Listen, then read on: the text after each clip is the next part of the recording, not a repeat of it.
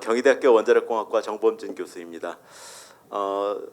사실은 지금 후쿠시마 처리수가 큰 사회적 이슈가 되고 있는데 제가 볼 때 방사선적으로는 이슈가 될 것이 아닌 것이 저는 이슈가 되고 있다고 생각합니다. 강의를 시작하기 전에 후쿠시마 원전 사고가 2011년도에 났을 때 그 당시에는 처리 시스템도 전혀 없었고 그 방사선 농도도 훨씬 높은 방사선 오염수가 그대로 바다로 방류됐죠.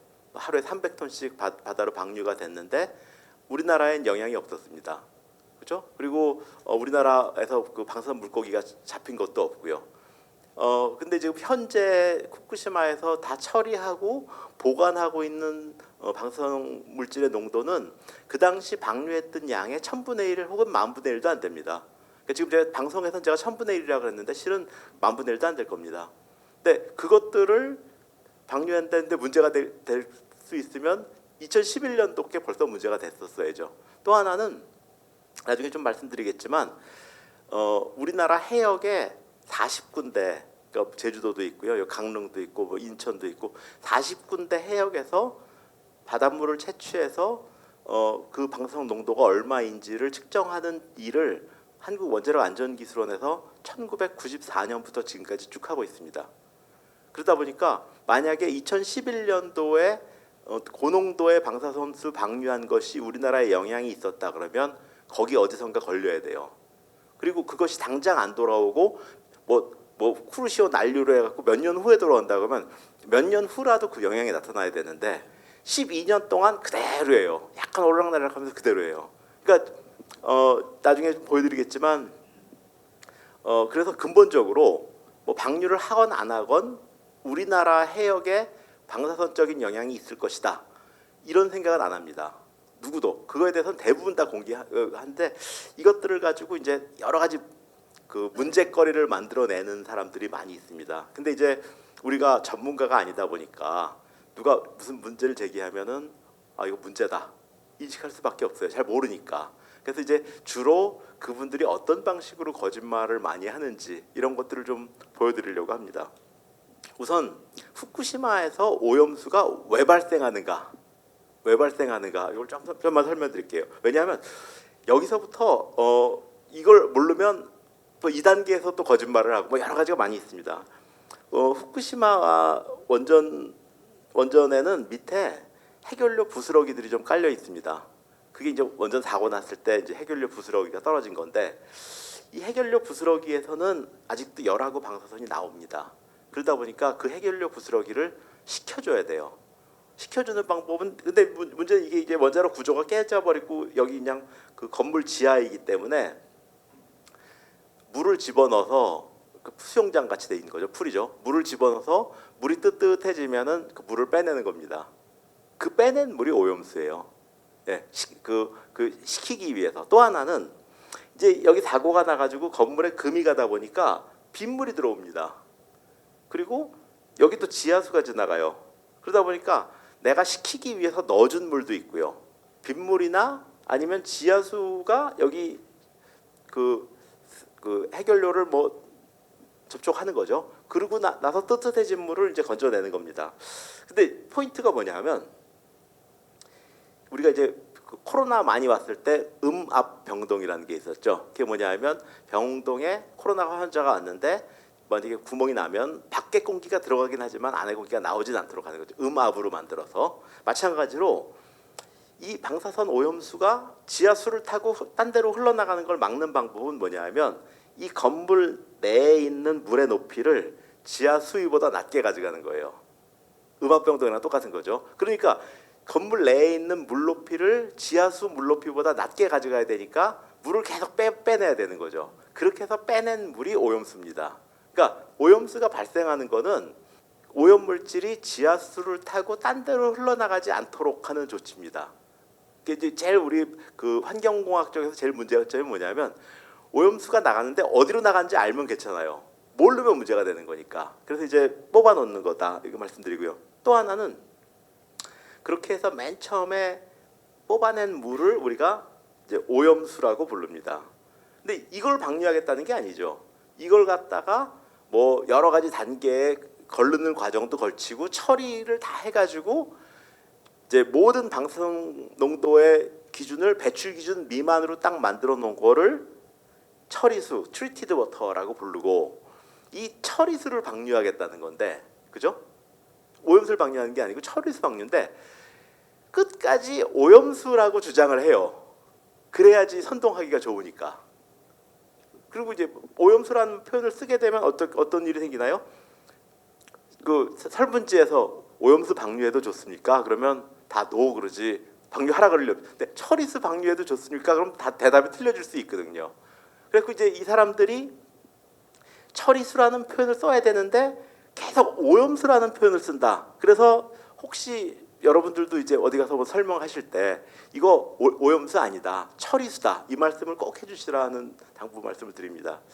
또 하나는 지금 이제 후쿠시마 처리수의 저장 현황입니다. 이 저장 현황은 매일매일 달라지는 거죠. 오염수가 매일매일 생기니까. 그렇기 때문에 이제 요 얼마 전에 만들었기 때문에 좀 업데이트를 하긴 해야 되는데 글씨도 작고 그렇습니다. 아무튼 포인트는 뭐냐면 전체 저장된 물 중에 30%는 처리수입니다.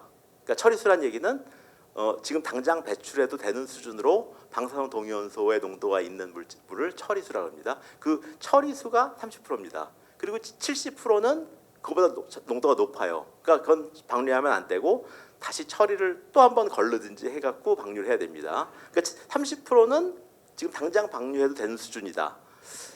제가 작년 11월 달인가 연합뉴스에 이런 게 있었어요. 후쿠시마 오염수의 70%가 배출 기준을 초과. 이게 헤드라인이었습니다. 70%가 배출 기준을 초과. 그 헤드라인을 보고 저는 야 그럼 30%는 배출 기준 미만이란 얘기구나.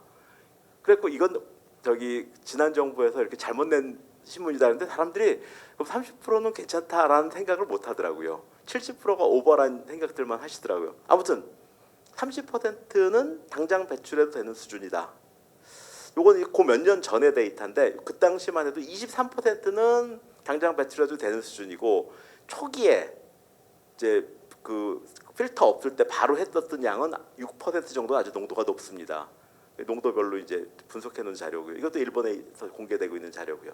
제일 중요한 건 뭐냐면 우리가 이제 세슘 137이 무섭다 하는데 후쿠시마 2011년 세슘 방류량하고 지금 처리수에 들어있는 방류량이 0.004%예요. 퍼센트면 100을 또 나눠야죠 여기다가. 그죠? 0.00004죠.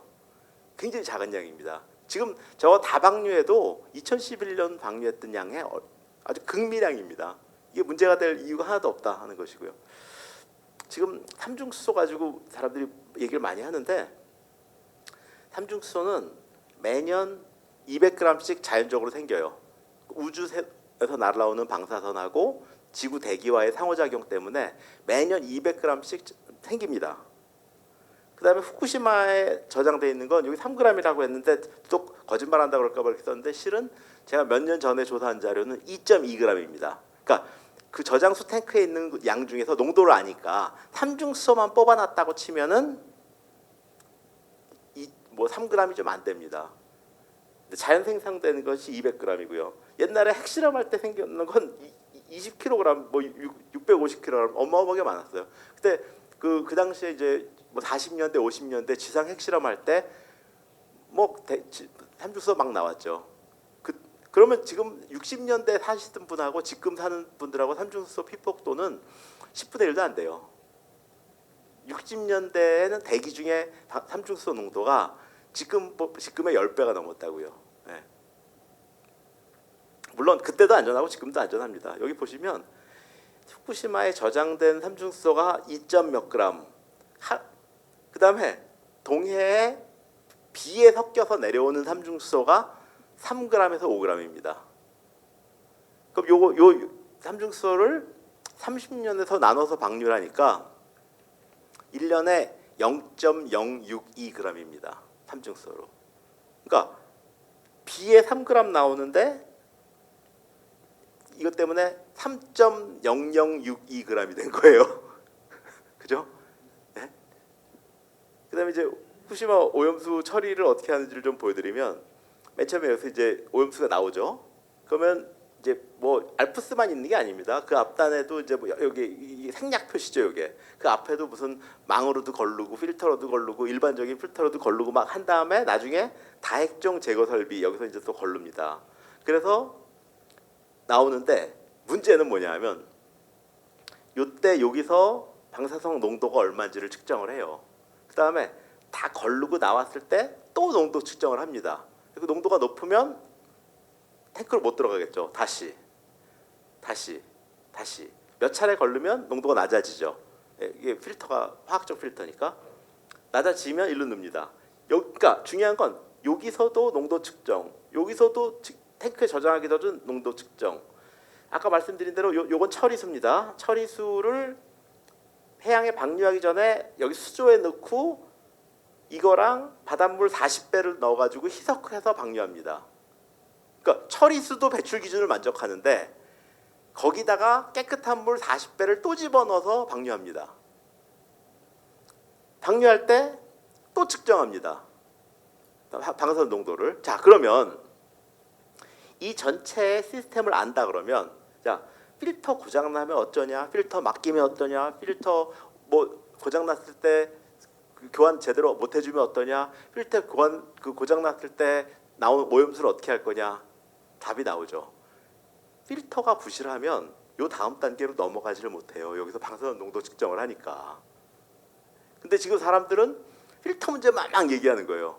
예, 그 우리 저기 대학교 다닐 때 그 미팅할 때 별로 마음에 안 드는 분 나오면 라면 시리즈 하거든요. 그 이제 내가 차면은 요거도 먹으니까 내가 차이기 위해서 라면 좋아하세요. 뭐 물 많이 넣어서 드세요. 조금 넣어서 드세요. 파 넣어 드세요. 파 안 넣어서 드세요. 뭐 꼬들꼬들하게 드세요. 푹 익혀서 드세요. 그 얘기만 계속 하면은 짜증 내고 나가 버린다고요. 그럼 이제 체인 거잖아요. 마찬가지로 지금 필터 문제만 계속 얘기하는 거예요.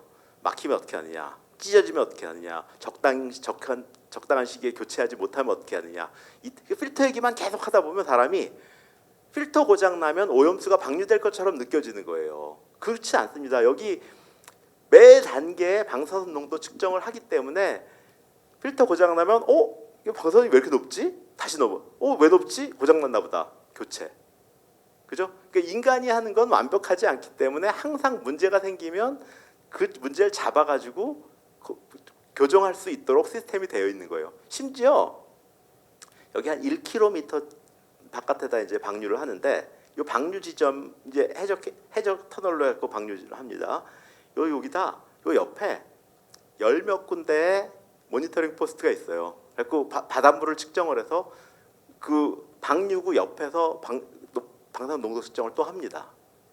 그래서 농도가 높으면 이거 뭔가 프로세스가 문제가 있다 했고 방류 스탑 하는 프로세스가 다 있어요. 그럼 그 지점 거기서 만약에 문제가 생겨가지고 스탑 그러면 그 영향은 우리나라까지 오지 않습니다.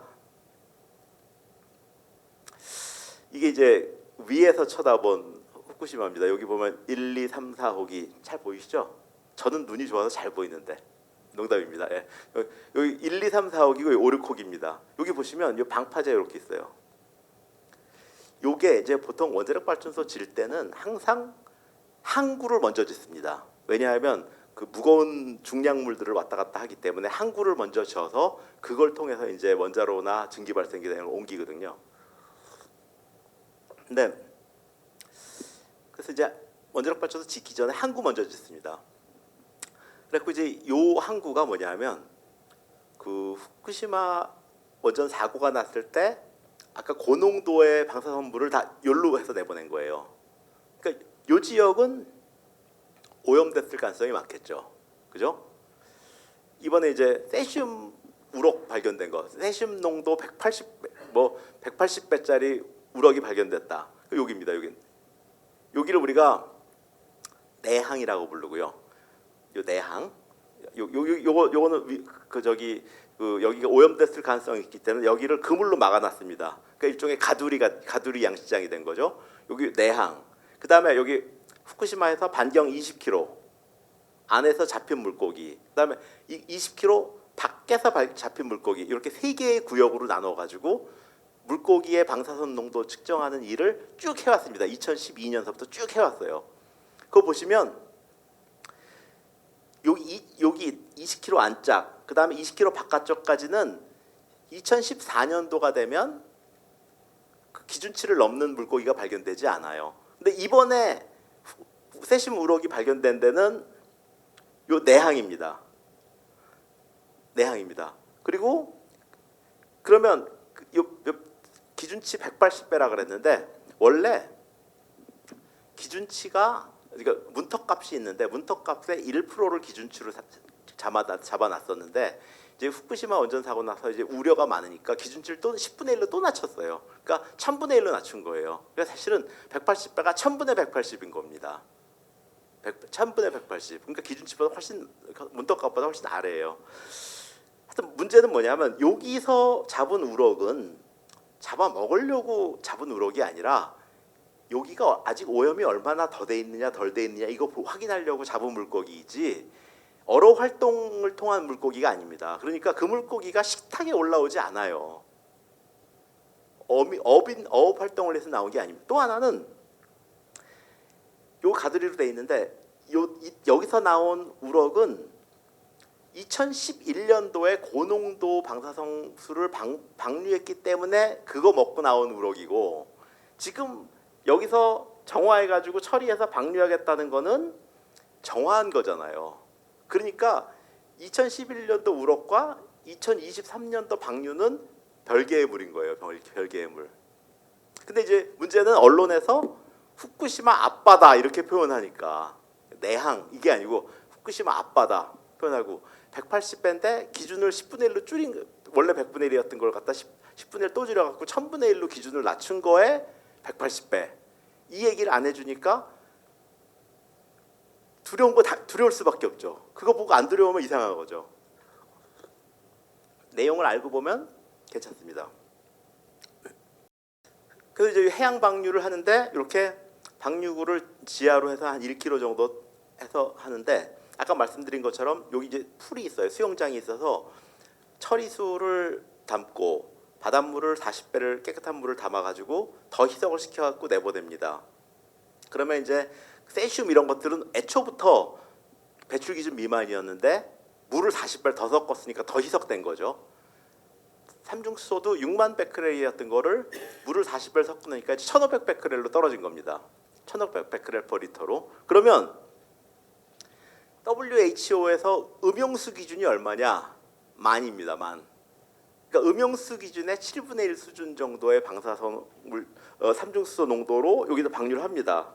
그럼 여기서 한 3kg 정도가 떨어지면 여기는 1베크렐 퍼 리터 수준으로 떨어지는 것으로 되어 있고 그러면 이제 한강물 수준입니다.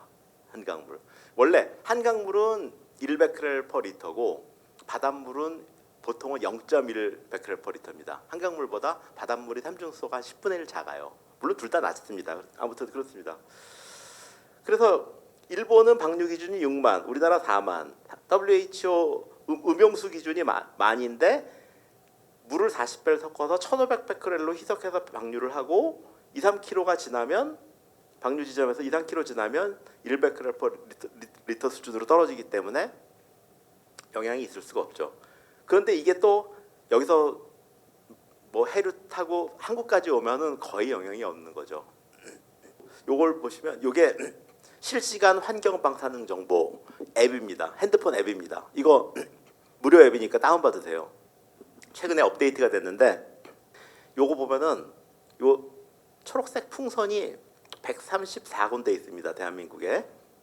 그래서 요걸 딱 클릭하면 요 지역의 환경 방사능이 얼마인지를 딱 보여주는 앱이에요. 네. 그런데 보시면 여기 제주도에도 있고 여기 요건 바다 한가운데 있어요. 요거 제가 설치한 겁니다.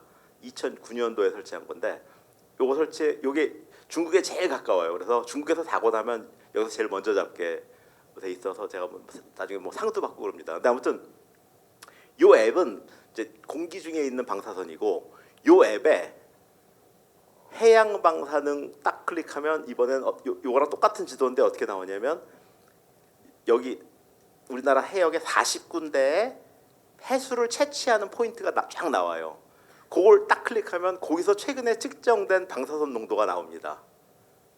예, 그러면 아까 2011년도에 후쿠시마에서 방류했을 때 아무 영향이 없다. 이거 보고 말씀드린 거예요. 이거 보면 1994년부터 지금까지 변화가 없어요. 그냥 오르락내리락합니다. 그러니까 후쿠시마에서 그렇게 사고 났을 때 대량 방류에도 변화가 없었다. 이거는 저기 그 어민들도 하나씩 설치하고 여러분들도 하나씩 설치해서 누구 화면을 쫙 보여주고 갖고 놀아보세요. 재밌습니다. 요거는 그 앱을 운영하는 한국원자력안전기술원의 홈페이지 들어가시면 해양방사능 조사 보고서가 있는데 1994년 거부터 쭉 데이터가 다 있어요. 그래갖고 최근 거 딱 2021년 이게 아마 최근 거 같은데 요거 다운받아서 보시면 1994년서부터 지금까지 쭉 비교한 표들이 나와요. 그림들이. 그러면 이제 보시면 그 홍보하실 수 있습니다. 이게 그거예요. 해양방사능 조사 보고서인데 보시면 1994년부터 2022년까지 요거 빨간 건 세슘, 파란 건 삼중수소, 요거는 플루토늄 해가지고 요 밑에 역삼각형은 스트론튬 이렇게 4개 해가지고 연도별 변화량이 쫙 보이잖아요. 2011년 여기입니다. 변화 없죠. 이후에도 변화 없죠. 변화 없습니다. 예, 그 저 우리나라 영향 오지 않습니다. 자신 있게 말씀드려 영향 오지 않습니다. 요거는 앱은 아니고 요건 홈페이지 들어가셔야 됩니다. 또 후쿠시마에서 2011년서부터 2015년도까지 물고기를 잡아가지고 기준 농도를 초과한 것과 노란색, 초과하지 않은 거 하늘색 이걸 나눈 겁니다. 이거 보시면 노란 것들이 점점 줄어들죠. 그랬고 2014년 되면 노란 게 안 나타나요. 그죠? 노란 게 더 이상 이제 후쿠시마 앞바다에서도 기준치 초과되는 해양 생물이 발견되지 않는다. 물론 내항엔 아직도 있습니다. 자, 이게 여태까지가 이제 후쿠시마와 관련된 팩트입니다. 팩트 과학적 사실들. 그리고 여기에 대해서는 뭐 대부분 반대하는 사람들도 다 인정합니다. 이거는. 자, 그러면 이제 이거 가지고 위험하다라는 선동을 어떻게 하는지 좀 말씀드릴게요. 말씀드린 것처럼 오염수가 있고 처리수가 있는데 방류하겠다는 물은 처리수인데 자꾸 오염수라 그래요. 그리고 위험한 표현, 뭐 핵폐수 이런 표현을 막 써요. 그러면 사람이 불안해지죠. 누가 너 핵폐수 방류해도 되겠냐? 그러면 기분 좋을 사람이 안 된다 그러죠. 그래서 포장을 씌우는 방법이 있습니다. 이걸 갖다 우리가 프레임 씌우기라 그러죠. 제가 그 2017년도에 그 탈원전 정책을 맞았을 때 이제 고리하고 신고리 부지에 토탈 10기의 원전이 쓰게 되기 때문에 밀집이다. 그 밀집이라는 프레임을 걸었어요. 그러니까 프레임이라는 건 뭐냐면 액자가 있고 그림이 있는데 그림을 못 보게 하고 액자만 보게 만드는 게 프레임입니다. 액자. 그게 프레임 전쟁인데 밀집이라 그랬어요. 근데 지도를 보면 고리랑 신고리 부지는 한 4km 떨어져 있어요. 그리고 그 사이에 산도 있고 조그만 개울도 지나가요. 그러니 밀집이 전혀 아닌데 밀집이란 프레임을 딱 걸어놓으니까 사람들은 지도를 안 봅니다. 그리고 아직도 밀집이라고 생각해요, 사람들이. 예, 그 안에 있는 그림을 봐야 되는데 그림을 안 봅니다.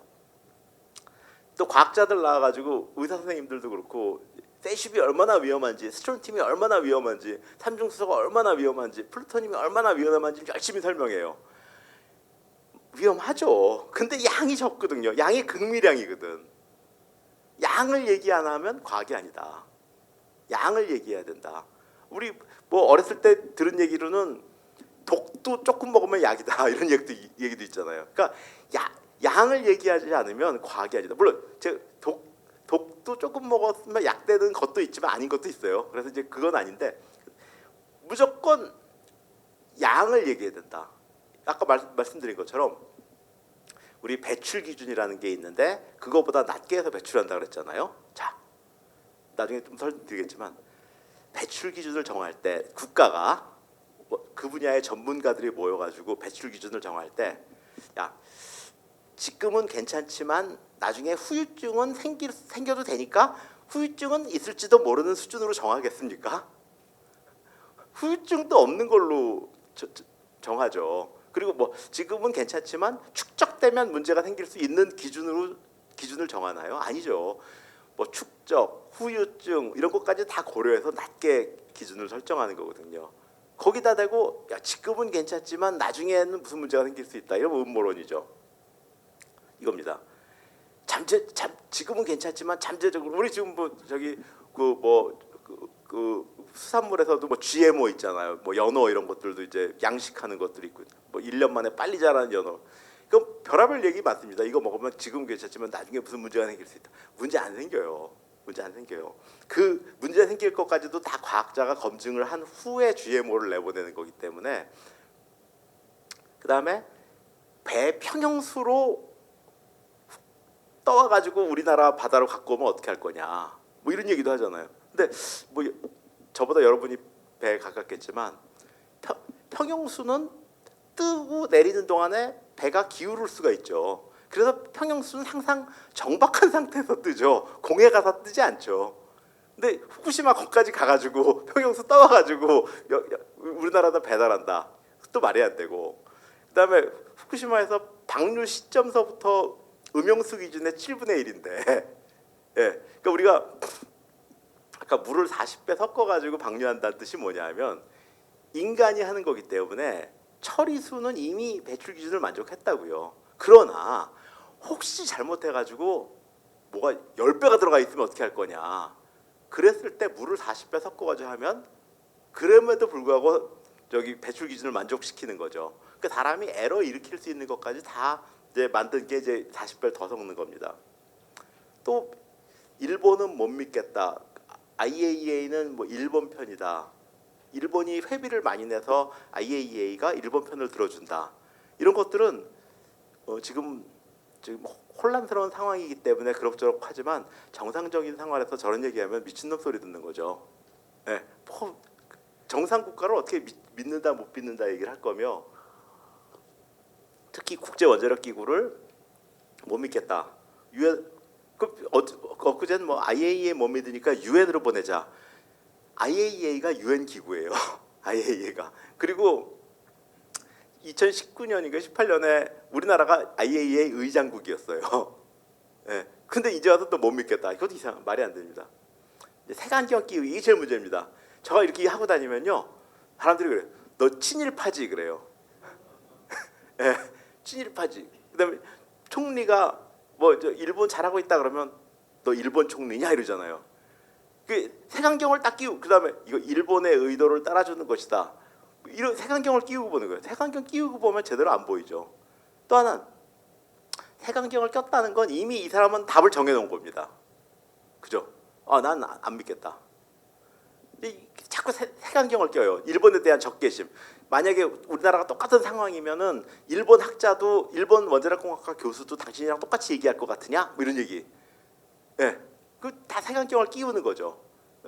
우리는 이렇게 해가지고 일본이 뭐 방류해가지고 뭐 떼부자가 될지 어떨지 모르겠지만 우리는 딱 한 가지입니다. 그래서 우리나라 바다에 영향 있어 없어, 그죠? 우리나라 물고기 오염돼 안 오염돼 이것만 생각하면 돼. 사촌이 땅 샀는지 안 샀는지 굳이 알아보고 배 아파할 이유도 없는 거고요. 그냥 사촌은 사촌대로 살고 난 나대로 살면 되는 겁니다, 그죠? 근데 그걸 갖다가 이렇게 되면 일본이 뭐가 유리하대? 이런 얘기들, 뭐 한미일 뭐 공조가 어쩌고저쩌고 다른 문제를 자꾸 섞어요. 우리는 그래 방류했을 때 우리나라 바다에 영향이 있어 없어? 물고기 영향 있어 없어? 방사선 영향 있어 없어? 이것만 보면 되는 거예요. 다른 거 볼 필요 없어요. 일본이 그때 뭐 우리나라 오염수 투기에 앞서서 우리나라 바다와 밥상 꼭 지켜야 되겠다. 뭘 지켜? 가만히 있어도 지켜지는데, 예, 지켜집니다. 가만 내비둬도 지켜집니다. 이게 색안경을 끼우고 나면 과학이 보이지 않아요. 과학은 딱 이거예요. 배출 기준이 얼마나 보수적으로 낮게 설정되어 있는가, 배출 기준 이하로 방류하고 있는가 아닌가. 우리가 배출 기준 이하로 방류하는 거에 대해서는 사회적 약속이에요. 하지 마라 할 수가 없어요. 그러니까 지금 삼성에서 뭐 반도체 만들고 공업용 폐기물이 나왔다고 치면 그걸 정화하고 희석해가지고 농도 이하로 만들어가지고 방류하는데 너 하지 마. 할 수 없어요. 법적으로 해도 되는 거잖아요. 그 기준 미만이니까. 그러니까 지금 동경전력이 오염수를 처리수를 방류하겠다는 거에 대해서 정부가 하라 그런 적 한 번도 없어요. 저도 하라 그런 적 한 번도 없어요. 반대하지도 않았어요. 저도 반대하지 않았어요. 뭐냐? 우리 관심사는 우리 바다에 오염이 되느냐 안 되느냐만 관심 있고, 그게 충분히 낮다 그러면 도쿄 전력이 알아서 결정할 일이라는 거죠. 우리가 하지 말라 소리를 할 수가 없어요. 그러니까 지금 막 시위하고 반대하면은 저기 막을 수 있느냐? 그건 일본이 결정할 일이에요. 일본이 우리가 아무리 반대해도 방류했다 그랬을 때 국제사회에서 한국 편 들어줄 사람 하나도 없어요. 이건 일본의 주권 행위라고요. 배출농도 미만의 배출에 대해서는 일본의 도쿄 전력의 주권 행위이기 때문에 우리가 뭐 가서 뭐 머리 감고 아무리 해봐야 되지 않습니다. 그 뭐 이발만 잘하고 온 거지. 예. 우리 그럼 많이 하잖아요. 옛날에 뭐 그 쌀 협상 같은 거 하러 가면은 저기 그 가서 머리 깎고 있잖아요. 예. 아니 회의장에서 회의를 해야 될 사람이 왜 머리를 깎고 있냐고. 그래서 내가 거기다가 신문에다 옛날에 글을 쓴 적이 있을 때 그 귀국 준비하는 거다. 와가지고 안 맞아 죽으려면 머리라도 깎고 와야 되니까 그 귀국 준비하는 거지 회의하러 간 거 아니다. 근데 하여튼 뭐 그렇습니다. 뭐 머리를 깎든 뭐 굶든 뭐 알아서 하시라고. 다이어트 좀. 자, 무식을 전파하는 겁니다. 자, 우리가 어렸을 때 산에 올라갔는데 밑에서 물 잘 떠먹었단 말이에요. 근데 위에서 보니까 애가 소변을 보고 있네. 기분 나쁘죠. 근데 할아버지가 이렇게 얘기합니다. 야, 그 자정 능력이 있어서 괜찮아.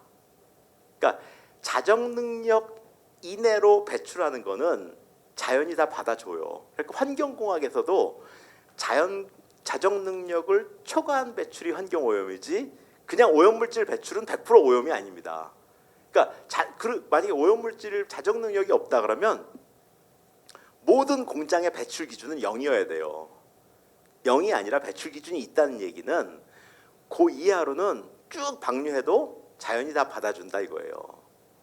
그걸 갖다가 우리는 자정 능력을 깜빡 잊어먹죠. 그래서 오염물질 나가면 오염 이렇게 생각합니다. 아닙니다. 자정 능력 이내의 배출은 자연이 다 받아줍니다.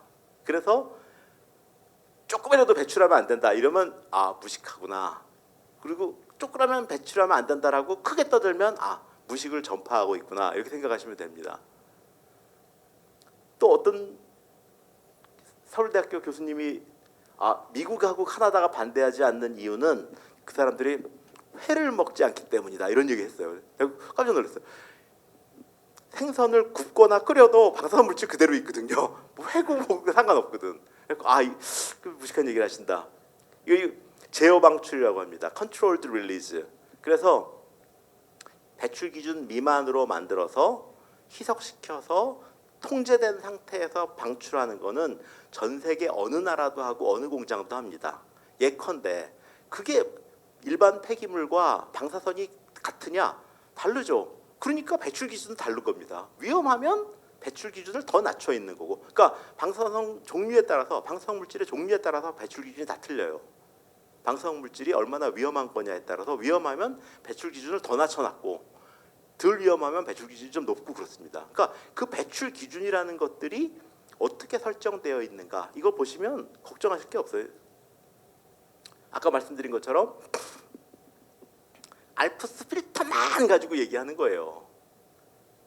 액체 폐기물 처리 시스템 전체를 보고 방류할 때 어떻게 하는지를 보면은 중간중간에 방사선 농도 측정을 했기 때문에 뭐 알프스 필터든지 뭐가 고장 나면 걸려요. 그 다음 단계로 넘어가질 못합니다. 그리고 방류한 후에도 또 모니터링을 하고 아마도 제 생각에는 그 방류하고 나서 그 주변의 모니터링 포스트에서 측정한 방사성 수치를 일본이 공개할 겁니다. 네, 공개할 거예요. 그거 보시면 좀 안도가 될 거고요. 아까 말씀드린 세슘 우럭도 후쿠시마 앞바다가 아니고 내항이었더라. 그리고 180배도 지금 1000분의 180이다. 그 문턱값의 100분의 1에서 또 10분의 1로 낮춘 것이다. 날조. IAEA는 도쿄전력이 떠주는 물만 검사했다. IAEA 레포트 보면 인디펜던트 샘플링으로 돼 있어요. 그 지금 구글에 들어가셔서 IAEA 후쿠시마 릴리즈 레포트 딱 그 IAEA 후쿠시마 릴리즈 레포트 네 글자만 딱 치시면 IAEA 홈페이지로 바로 들어가요. 거기 보면 보고서가 지금 6개인가 업로드되어 있는데 세 번째 건가가 인디펜던트 샘플링입니다. 독립적인 샘플링. 자, 그러나 이거죠. IAEA 그 미션 팀이 가가지고 요 탱크에서 요 탱크 물 섞어가지고 떠줘 이렇게 얘기했으면 기계 작동은 도쿄전력이 했겠죠. 그게 도쿄전력이 떠준 물인가요? 내가 샘플링한 물이지. 뭐 섞지 않았다. 이것도 틀린 얘기고. IAEA는 일본이 돈을 많이 내기 때문에 일본 편이다. 그러니까 국제 원자력 기구도 마찬가지고 UN 기구도 분담금은 GDP에 비례합니다. 부자 나라들은 많이 내고 가난한 나라는 좀 적게 냅니다. UN도 똑같이 일본이 3위입니다. 세계에서 돈 많이 냅니다. 그러면 일본이 후쿠시마 때문에 돈을 더 늘렸느냐? 그것도 아닙니다. 그죠? 예. 일본은 진흥기구 있기 때문에 일본 편을 들 것이다. 그것도 아니죠. 그 동네에서만 할 수 있는 얘기지 밖에 나가서는 하지도 못할 얘기입니다. 국제 원자력 기구 못 믿겠다. 이 얘기를 어디 가서 해요? 예. 저기 방구들 안에서 이제 집 안에서만 얘기하는 거지. 일본이 정보를 주지 않는다. 제가 이제 2018년도, 19년도에 이제 요 문제에 조금 관심이 있어서 공부를 좀 하고 쭉 공부를 안 하다가 최근에 누가 좀 강의를 좀 해달라 그래갖고 이제 최근 자료를 다시 보려고 들어가 봤어요. 일본 경제 산업성입니다. 우리나라로 치면 이제 산업통상자원부죠. 메티입니다. 메티. 그 메티.go.kr이 아니고 JP죠. 일본이니까. 메티.go.jp 딱 들어가서 보시면 거기서 이제 검색창에서 후쿠시마 영어로 딱 치면은 요 홈페이지가 딱 나옵니다. 여기 보시면 후쿠시마 처리수에 대한 보고서들이 있는데 요거 한국말로 돼 있어요. 한국말로. 뭐 정보를 주지 않는다 이게 아니고 한국말로 돼 있어요. 보고서가. 이게 어디 홈페이지냐? 동경전력 홈페이지예요. 한국어로 돼 있어요. 한국어로. 정보를 주지 않는다가 아니고 한국어로 돼 있어요. 한국어로. 빈정되는 거. 깨끗하면 맥주 만들어 먹어라. 도쿄 시민한테 식수로 공급해라. 먹어도 된다는 영국 교수 나라로 수출해라. 뭐 석천호소 같은 거 만들어서 보관해라. 먼저 한 컵 먹고 얘기해요. 저는 이거에 따지면 지금 배 터졌습니다. 저한테 먹으라는 사람 너무 많아요. 네. 근데 이게 말장난인 게 처리해서 방류할 수 있는 수준의 깨끗함과 먹을 수 있는 수준의 깨끗함은 다른 거예요. 우리가 뭐 배추를 사왔는데 벌레 먹은 배추다. 그러면 우리 이거 친환경인가 보다. 좋아하잖아요. 그죠? 깨끗한 배추인 거예요. 근데 김치를 담갔는데 거기서 그 벌레가 나왔다. 안 깨끗한 거죠. 예, 뭐 논에 갔는데 뭐 농약 냄새 나는 논이 있고 농약 냄새 하나도 안 나고 메뚜기가 막 뛰어다니는 논이 있으면 여기 깨끗한가 보다. 근데 집에 들어갔는데 메뚜기 한 20마리가 왔다 갔다 하면 깨끗한 거 아니잖아요. 그러니까 처리해가지고 방류할 때 깨끗함은 여전히 더러운 겁니다. 먹을 수준은 아니에요. 근데 그 깨끗함과 먹을 수 있는 깨끗함은 다른 거거든요. 근데 이 말을 가지고 깨끗하면 맥주 만들어 먹어라. 이거는 일단 말장난인 거고요. 또 하나 내가 방류하는 주체가 난데 내가 방류하든 맥주를 만들어 먹든 공업용수로 재활용하든 그건 내가 하는 거예요. 근데 전 세계 어느 공장도 방류할 물을 가지고 공업용수나 농업용수로 재활용하는 일 없고요. 방류하는 물 맥주 만들어 먹는 일 없어요. 네, 근데 이건 빈정되는 거죠. 빈정되는 거. 다시 말씀드리면 지금 일본이 뭐 역사적인 이런 거 생각하면 골치 아파지고요. 답이 안 나옵니다. 일본이 배출 기준 굉장히 낮은 배출 기준 그거보다 밑으로 배출하겠다는 거에 대해서 일본 정부도 막을 수 없어요. 도쿄전력이 그렇게 할 때 일본 정부도 기준을 만족했기 때문에 뭐라고 할 수가 없어요. 사회적 약속입니다. 그러니까 방류를 중지시켜달라 이거는 택도 없는 얘기예요. 예, 뭐 달라고 얘기는 할 수 있을지 모르지만 이게 가장 중요한 게 뭐냐면 만약에 정부에다가 내가 조사를 해보니까 이런 증거가 났어. 그러니까 방류를 중단해달라고 해. 그러니까 증거를 제시하거나 근거를 제시하면 조치를 취해줄 수 있어요. 근데 지금은 증거나 근거가 아니고 의혹이에요. 이러면 어떠지? 이러면 어떠지? 의혹이에요. 증명된 게 아니라고요. 알프스 필터 고장나면 어쩌지? 뭐 하면 어쩌지? 뭐 하면 어쩌지? 그 다음에 걱정이 많이 된다. 그리고 굉장히 많은 사람이 걱정하고 있다. 그러니까 조치를 취해달라. 안 되죠. 정부에다가 조치를 취해줄 때는 뭐 여러분들도 뭐 누가 할 때는 근거를 갖고 오고 증거를 갖고 와야지 조치를 취해줄 수 있지.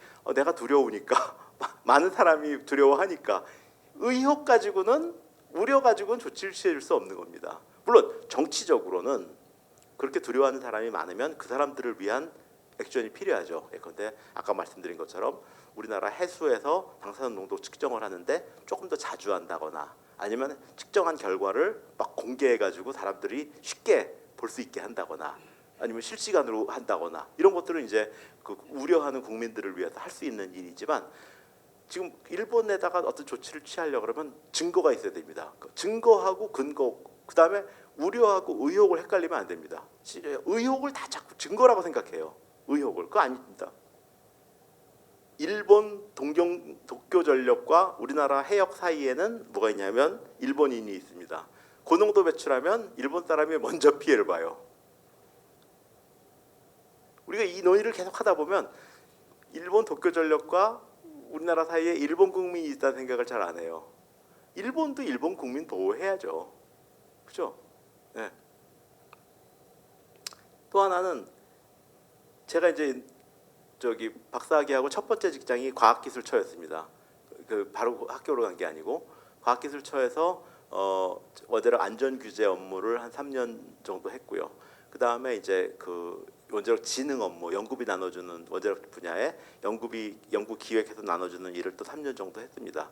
그러다가 이제 저는 공무원이 안 맞아서 이제 영국으로 유학 갔다 와가지고 이제 학교로 옮겼는데 제가 이제 공무원 시절에 이제 해결료를 이제 국산 해결료를 검사를 하는데 가끔가다 이제 우리가 해결료 국산화해서 우리나라에서 다 만듭니다. 근데 가끔가다 동시에 신규 호기를 많이 줘서 우리나라 물량이 딸릴 때가 있어요. 그럼 외국에서 이제 해결료를 수입해 올 때가 있는데 그럼 외국산 해결료를 수입해 오는 것과 관련된 고시를 제가 만든 적이 있습니다.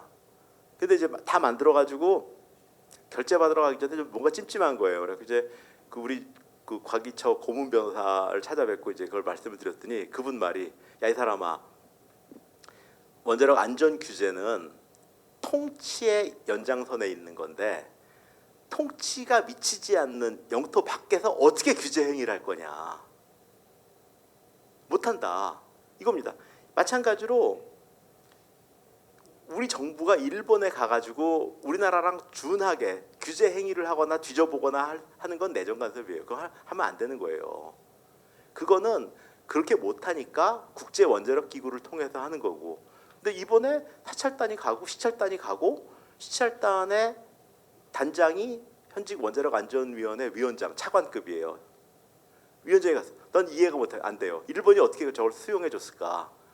보통 그 시찰단은 단장을 민간인이 합니다. 현직 공무원이 안 하거든요. 공무원이 하게 되면 어떤 국가 간의 문제가 생길 수 있기 때문에 저는 사실은 일본 정부도 좀 일을 좀 했고 우리 정부도 일을 좀 했다고 생각하는 편입니다. 자, 천일염 사재기 나오는데 일단 말씀드린 것처럼 기본적으로 농도가 낮기 때문에 문제가 생길 수 없다. 설령 문제가 생긴다 하더라도 서해안이다. 서해안은 더 멀죠.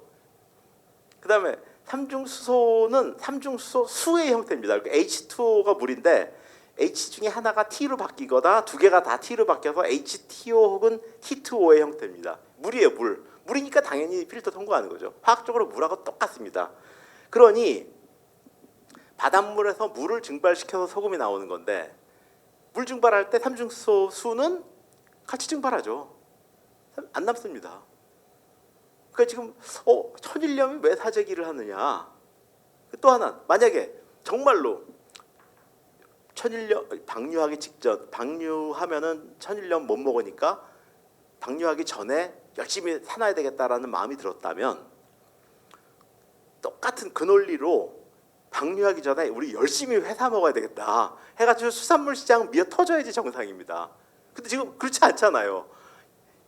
천일염은 사재기 우리 수산물은 안 팔려. 이상하잖아요. 앞뒤가 안 맞아. 그죠? 그렇습니다. 마지막 장입니다.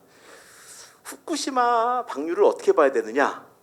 일단 우리가 일본이 어쨌고 이거 생각하면은 문제가 복잡해집니다. 딱 배출 농도가 얼마냐, 총 배출량은 얼마냐, 배출 허용 기준보다 높으냐 낮으냐, 지금 공개적으로 가능하게 추진하고 있느냐, 이런 과학적 수치는 얼마냐, 요게 이렇게 말해야지 접니다. 그리고 이렇게 생긴 사람은 이렇게 말합니다.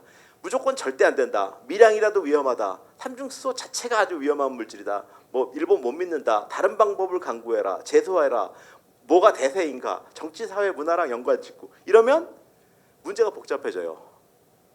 우리가 관심 가져야 될 거는 이걸 통해서 뭐 일본이 어떤 득을 받느냐 뭐 이런 게 아니고 우리 해역에 영향이 있느냐 없느냐 이것만 보면 되는 겁니다. 지금 또 많은 사람들이 이런 얘기해요. 해양 방류하지 말고 땅에다 묻으면 안 되냐. IAEA 레포트를 보시면 애초부터 일본은 5가지 방법을 강구를 합니다. 그중에 2가지 방법이 이제 육지에다가 묻는 거예요. 근데 IAEA 레포트에 보면 어떻게 되냐면 그 2가지 방법은 기준이 없다. 안 해봤기 때문에. 해양 방류는 기준이 있어요. 얼마 이상은 안 된다. 그다음에 지금 그래서 5가지 방법 중에 남은 3가지 방법이 해양 방류, 그다음에 수증기 만들어서 대기 중으로 보내는 거, 그다음에 물 전기 분해하는 거. 이 3가지 방법이 남았어요. 근데 결과적으로는 수증기 그다음에 해양 방류 2가지만 남았는데 그 2가지만 기준이 있거든요. 근데 문제는 뭐냐면 우리가 1년 동안 살면서 3mS라는 양의 방사선을 받고 삽니다. 매년 3mS라는 방사선을 받는데 해양 방류했을 때 시뮬레이트 해보니까 0.0000 했고 0이 9개 나온 다음에 숫자가 나와요. 밀리시버트만큼 늘어나. 그러니까 3mS 받던 사람이 3.000000 9개 나온 다음에 숫자 그만큼 늘어나요. 수증기로 방류했을 때는 10의 마이너스 5승 0.00 5개 나옵니다. 그 다음에 숫자 나옵니다. 그러니까 다시 말씀드리면 수증기 형태로 보내는 게 해양 방류보다 한 1000배에서 10,000배 더 농도가 높습니다. 둘 다 굉장히 낮은 농도지만 수증기 방류가 더 높아요. 그러니까 해양 방류가 싸기도 하지만 안전하기도 한 거예요. 근데 안전한 건 싹 빼고 싸서 해양 방류한다더라. 그러면 기분이 나쁘죠. 괘씸하고. 예, 이거는 일종의 선동입니다. 후쿠시마 방류 배출 기준 이하냐 이상이냐. 그다음에 그 배출 기준 이하로 방류하는 거에 대해서 우리가 어떻게든 막을 수 없습니다. 그 일본이 알아서 할 일입니다.